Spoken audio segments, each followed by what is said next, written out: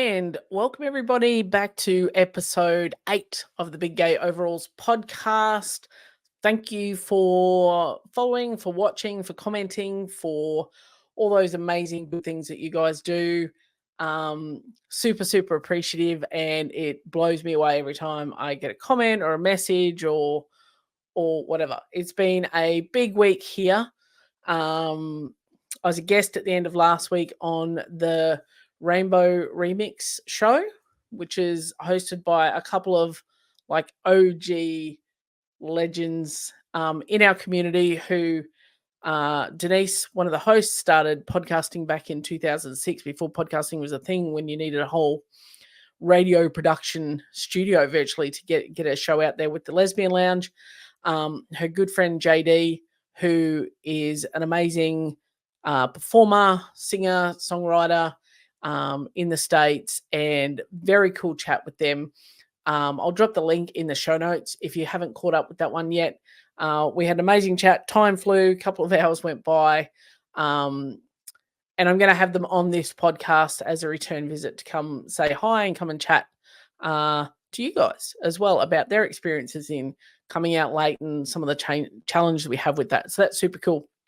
Also, for next week's episode, I've got a special guest coming on, Gillian Abbey, who is an author of a book called Perfectly Queer, and she's going to be jumping on for a chat later this week. So we'll put that one out next week. So lots of exciting things happening from this little tiny podcast of some of my musings and ramblings. And we've also got a thriving community kicking off over in our Embracing My Big Gay Overalls school group, which is super cool. Lots of good conversations and connection, which is a good segue into, today's subject that I've been rolling around in my head about is about the importance of feeling connected on this journey. And for me, that's been a big thing, is like wondering how to connect with people in the community, how to be part of the community. And it can be really hard, like when you're first navigating this journey, and like I've been on it for 3 or so years now, it still feels like it's still quite new, and every day there's something else to navigate, to learn, to get your head around. And I feel like being connected in the right spaces and in the right way can be super helpful, but it can also be really hard to find.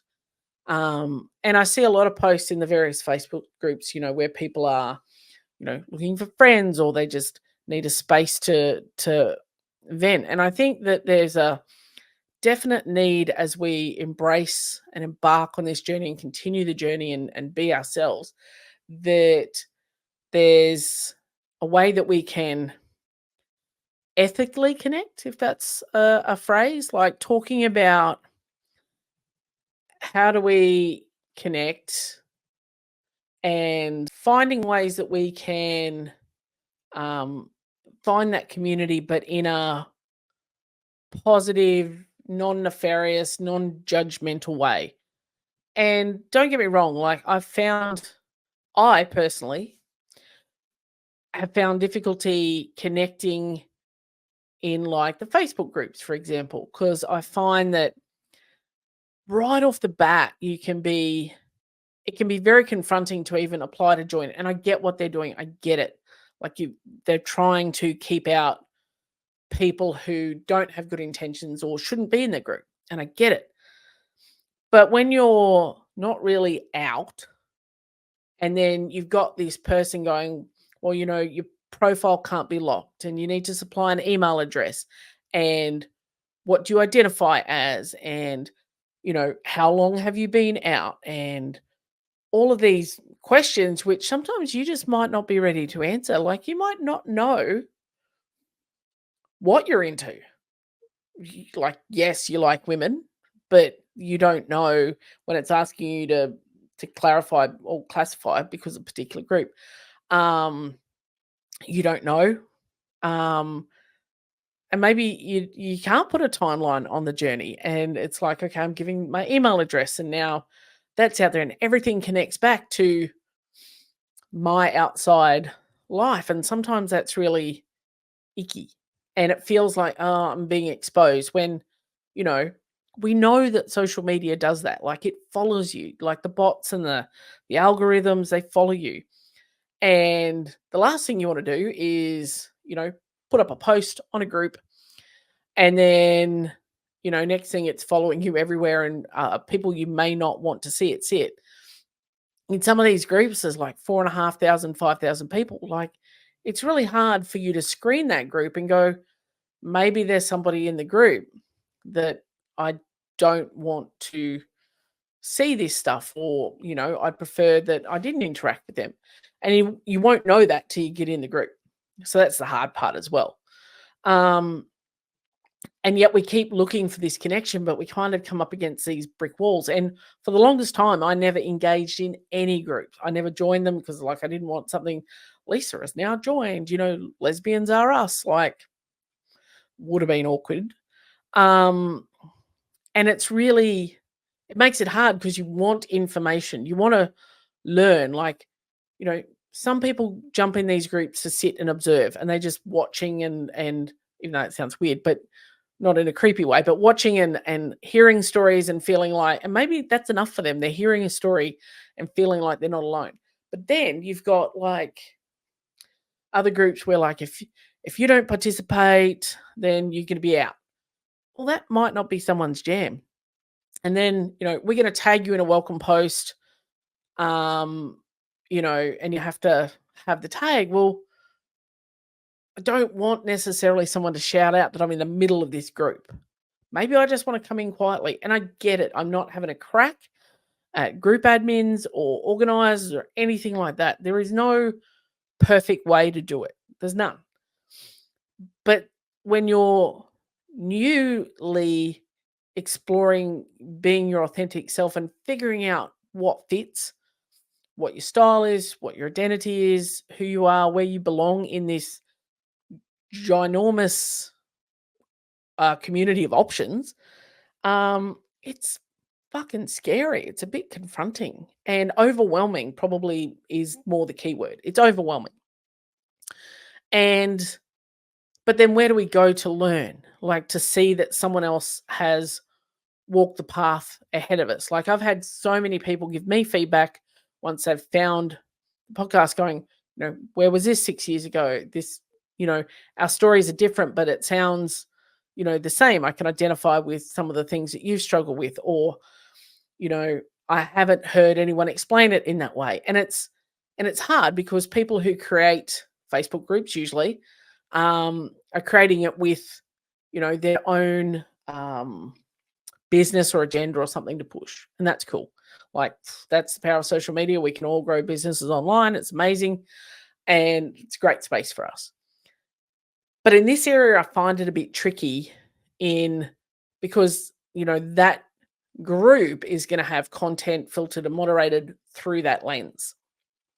And we can't necessarily have full free speech either, because that's when you get the bots and the trolls and people who've slipped through the cracks jump into those groups. And it's very hard. You can't say, great, this is a group only for cis women, because you can't.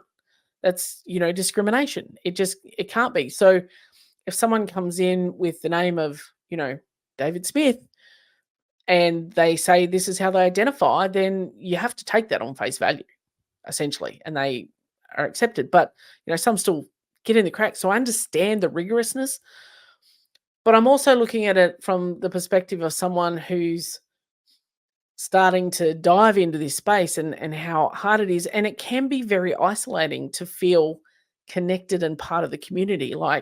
Sharon and I have talked at length at different times, do we need more gay friends? What's the difference between gay friends and straight friends, apart from their partners? Do we need to differentiate? Do we need to have more of X and less of Y? But then why? But then, you want to try and learn from the stories. And it was really interesting on the Rainbow Remix podcast when we were talking about, the differences we had in, I guess Denise and I had a similar experience of, exiting a marriage and having that sort of be quite amicable and everything.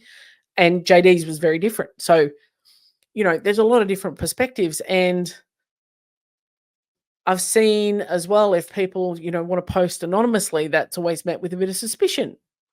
So, well, why post anonymously?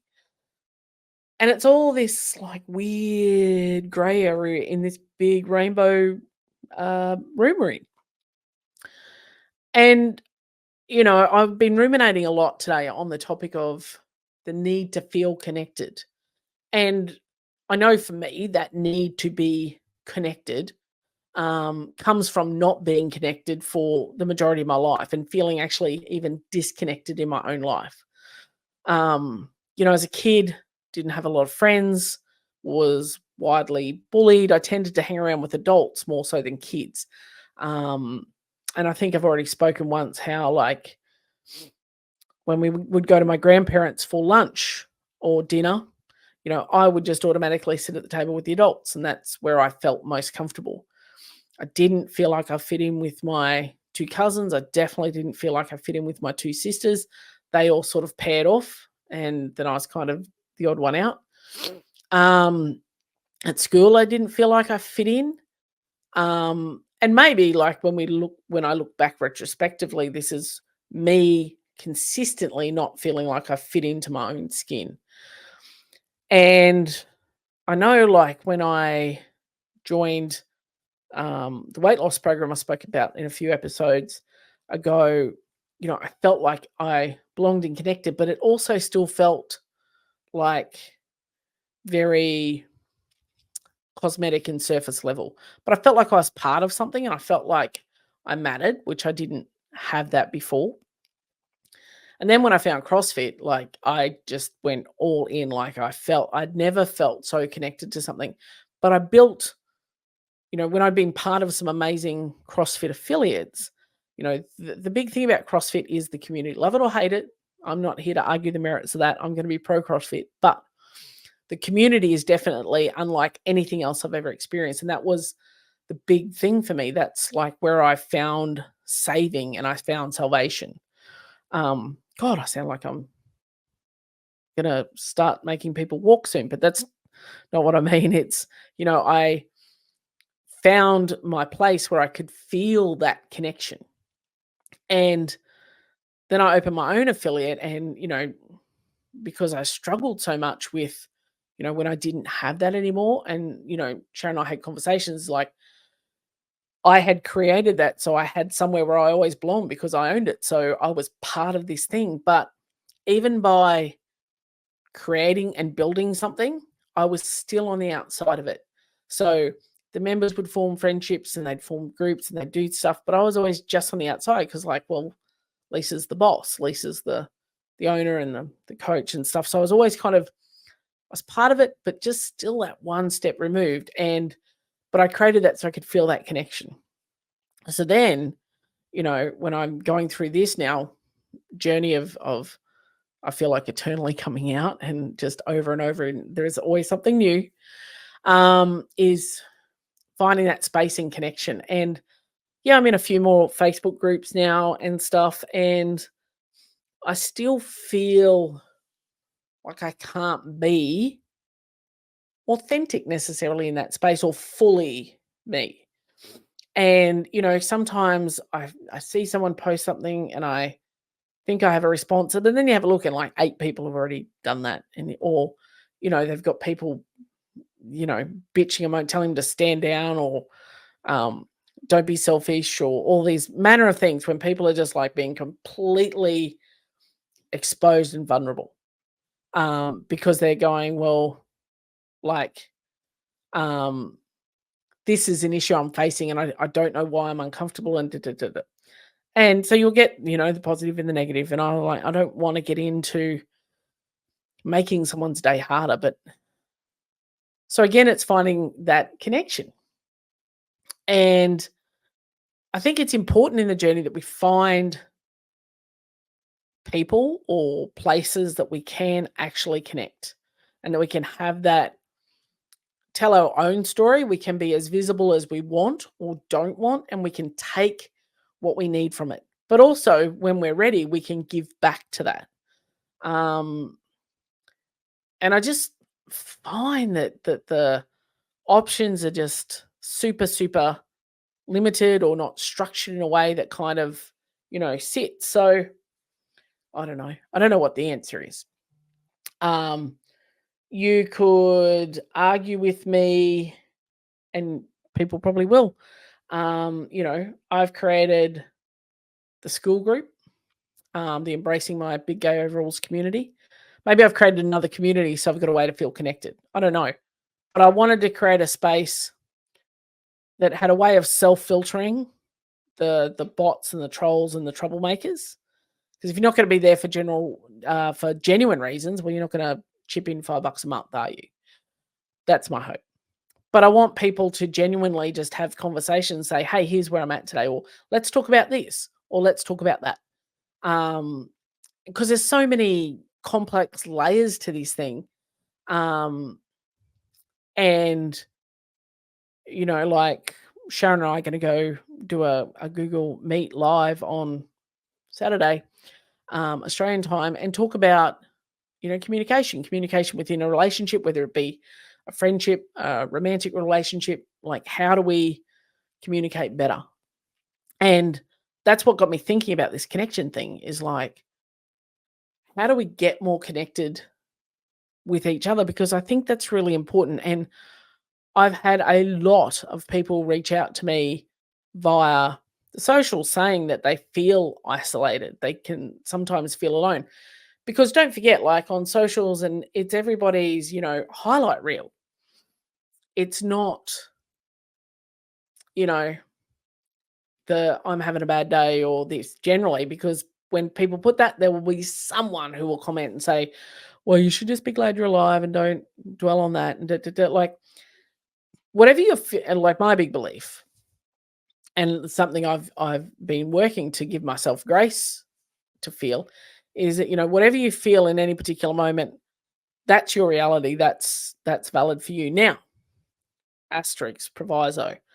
That might be a story or a narrative that you're running. So, it might not be true, the narrative that you're running, but what you're feeling is valid because it's triggered from that story. So we need to change that story. And we need to see where that comes from that causes that.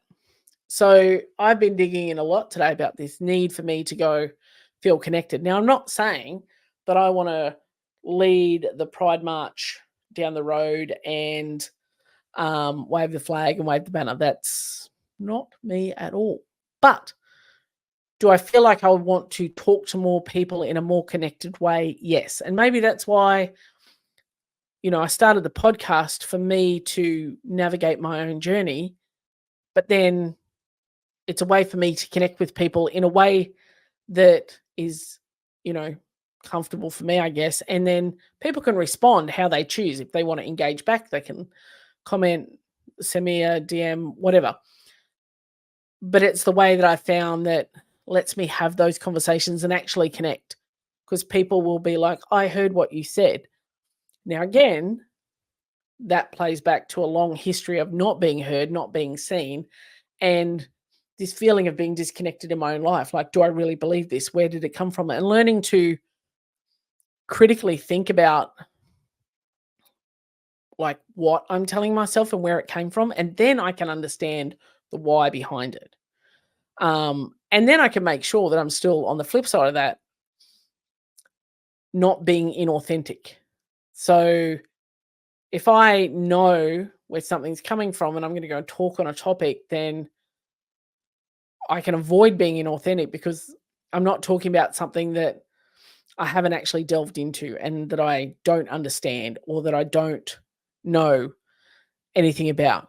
I don't even know if that makes sense, but it's about, I recognize that I hold this belief about myself because of these past experiences.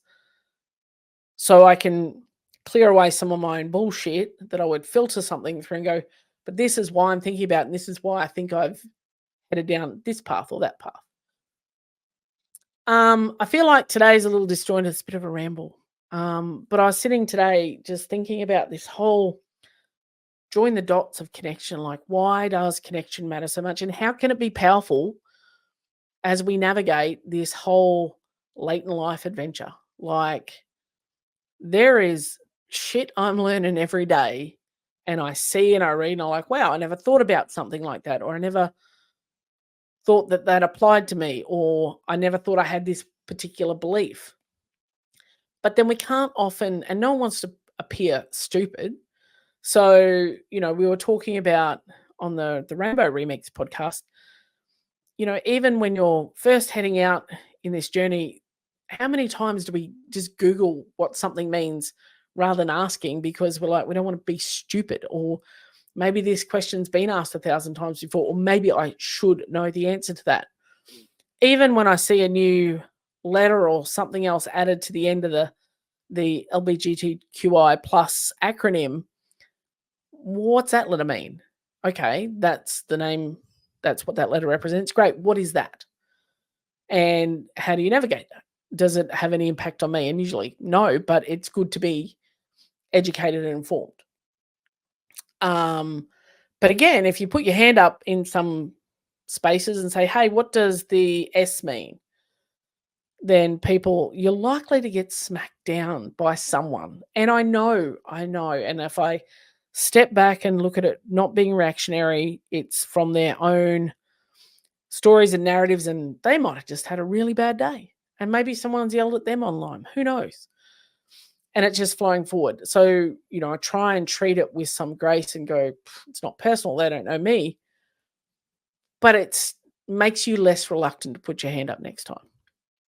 So I feel like as a community, we need to create more, this is going to sound really weird, open but private spaces, and more open but private communication where people can be free to express whatever and not have a million people bib into the argument, and they're probably more fucking confused than when they started about, and there's so many realms to this later in life. I feel like this is a plug for the Rainbow Remix, but we had such a wide-ranging chat.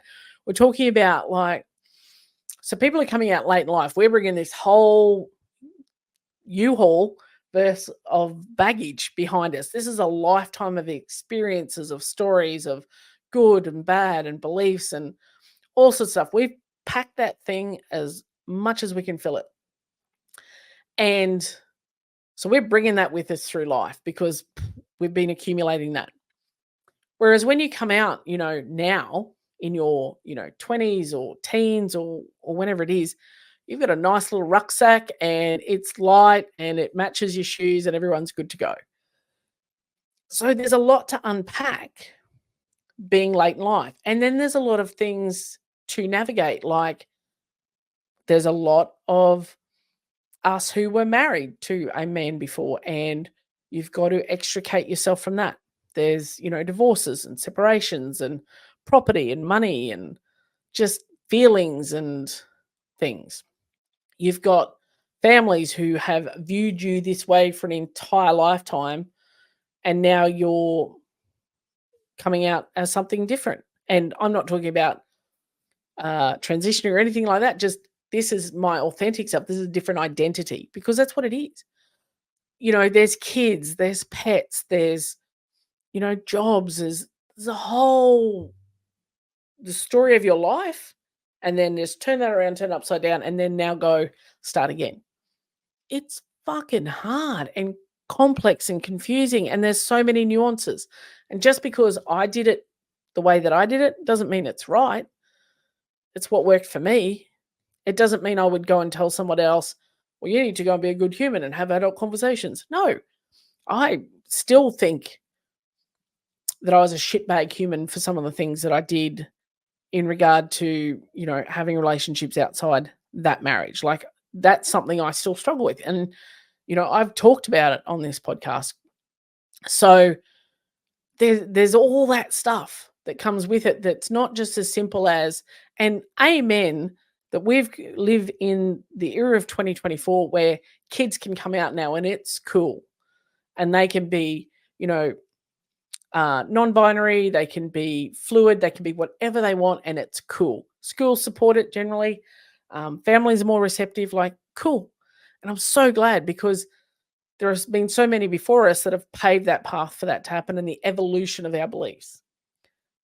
But when you are late in life, there's a lot of stuff that comes with you. There's a lot to be waded through. And you need to have the right people around you to help you unpack that. And I think that's the big thing, is we all have baggage, but we need to find a space where someone cares enough to help you unpack it in a really positive manner. Now, I am massive advocate for therapy. I'm actually restarting seeing a counselor from next week because I've had some health diagnoses in the last week, with not with me but with my mum, that I need to navigate. And we don't have we have a weird relationship, but I am going to be her primary carer along with Sharon. So I need to figure out, how do I navigate being caring and compassionate and empathetic along with all this whole lifetime of stuff I'm bringing in this trailer. Like, I need to navigate that. So, counseling is huge. Like, it's massive. And whether it's be a psychologist or a therapist or a counselor or whatever floats your boat, like, they are an independent person who can step outside your situation and ask you the right questions and give you strategies to navigate that, and protecting you in that. So I'm not sitting here beating myself up because I struggle to be patient with my mum at this point, when that's probably what she needs the most. And I recognize that in me. So that's why I'm being proactive in that. So it could be counseling. It could be finding, an amazing partner. But a lot of people, when they are making this transition, are like, I think I like women. I'm not even sure. They're still questioning, they're curious. And that creates a lot of issues within different communities. So then they have to go on that journey of like dating and, well, what are the sort of people I like? How do I want to date? How do I want to present? What's my look? What's my identity? How do I dress? Am I this? Am I that? Do I fit into this box? So that you've got all that. You've got to have the right people around you to help you unpack that, and to sit with all your stuff around you and go, it's okay. There's no rush. Do what you need. And we'll sit here in the mess with you. So I think that that's really important. And I think as a community, we can do better. And I'm not saying that I have the solution, definitely not me, but working towards at least creating something that might be a little different, a little bit better. I don't know. I don't know what the answer is, but I know as a community, we need to do more. And we need to be able to laugh, at the experience. I shared a post today in our community about, you know, baby gay oopsies and stuff that we've done along the way that you're like, oh, I won't do that again. We went to Pride Fest, which is a festival in the council area where we used to live. And I saw these black and tan stickers in a paw print, which instantly my brain went to, oh, isn't that cool? That's for our Roddy. She can support us. And I was about to buy one. I thought, I'll think about it for a few minutes. I just buy everything. And I put it down, and I don't know why, but about 20 minutes later, it dawned on me, that's bears. And we laughed when I eventually told Sharon about it. We were like in hysterics, because I could just imagine slapping that in the back of my truck. And maybe someone from that part of the community thinks, oh, that could be a fellow bear, and I get out. It's not quite the same look. So there are things that you don't, but no one tells you that. Like, I associate black and tan with Rottweilers. That's what I do. So there's all these things, but we can laugh about these things, and no one has to go, well, that was disrespectful, or that was stupid, or whatever. We just need to find a way that we can laugh at our oopsies, and clearly not when people are being openly disrespectful and hateful and hurtful. It's not what I'm saying. And it's up to every person to educate themselves about things in the community so that they can be appropriate. But I feel like we need spaces, and, whether you create them yourselves, but I think the best and most powerful are those that happen, organically, and they grow because the right people are attracted to your story and what you do, not because they want to buy something from you. So, yeah, I feel like we lack a bit of that connection. Like, we all say, oh, we're all under the flag and but I feel like even within like the late in life lesbian community, for want of a better word, late bloomers, like there's still a lot of division and judgment. Like you're not a gold star and you're really bisexual and you're this, or you're still wondering, or you don't know, or you cheated, or you did this, or you're not out. Like, fucking let's just, hey, how are you? How can we help? Like, what do you need to navigate the next step in your journey? I just need to be here and watch for a while and hear other people's stories to know that I'm not alone. Cool. We're here when you need us. Oh, I need to ask some questions. Cool. Here's how you go ask questions. Like that's the kind of thing I think is super, super powerful. So I don't know if I solved anything this episode. I feel like I've just gone in circles a little bit. But again, the goal of the podcast has always been for me to work through my journey in my head. And that's something I have been looking at hard this week, because as people reach out to me, I'm like, oh, I'm not an expert. I don't know. So I kind of feel like I just want to talk through it a bit. And I'm really, really interested in your thoughts. Please drop me a comment, shoot me a DM on Instagram at Big Gay Overalls Podcast. You can put a comment on the YouTube or on the podcast on whatever platform. Apple doesn't like to show me some stuff, but Spotify definitely does. And I'm just interested to hear your perspective on perspective. It's been a long day. Perspective on connection and what you think that we can do better or do differently, or maybe I've just got my head up my ass and I haven't gone into these communities with an open mind, because I've been someone who jumps in and sits back and just watches and gets the lay of the land. Go, okay, you know, who are the leaders in the group? What are they tending to push? Like, what are all that sort of stuff. So, but that's just me. That's just my analytical brain. So, anywho, I really would like to engage with you guys or talk to you guys. I don't want to engage. It's just such wanky term. Sorry. I want to talk. I want to know what you think. Am I right? Do I have a point? Am I wrong? Am I a hypocrite? Because I've started a community, but there's no hidden agenda there. It's just, I just want a space where people can interact and it's not linked to socials. Yeah, I don't know. If you want to check out our school group, there is a link in the show notes. Please feel free. Come over. There's a space for you there. Absolutely. Otherwise, follow us on Instagram, Threads, if that's your jam, even Pinterest. I don't even know what to do with Pinterest, but someone has said that's where, we like to hang out. So that's where I'm sharing it. If anyone's got any Pinterest tips, please send them my way, because I don't understand it. And this is about my fourth crack of Pinterest for different things. But if this helps start more conversations with people, I'm happy to share it in those spaces on TikTok, but I don't really post anything on there because I don't really know what to say in that format either. So I'm doing really well today, as you can tell. But just shoot me a message if you want to have a chat. Always on Instagram, Threads, wherever it is. And I look forward to hearing from you. Let's connect. Let's all be about the connection. That's what we're looking for today. All right, I'm out. I'll catch you. We've got our guest next week. That's going to be super, super cool. And if you haven't already checked it out, the Rainbow Remix podcast, I'll put the link here as well. It is a YouTube show, but I think it is available on other platforms in audio version as well. But super, super cool chat. Please follow them. I'm going to get them back on, invite them back on this show to have a chat and to dig into a little more of their stories, which I think will be super cool. All right. I'm out. I'm really out this time. I mean it. I'm going. No, that's it. I'm out.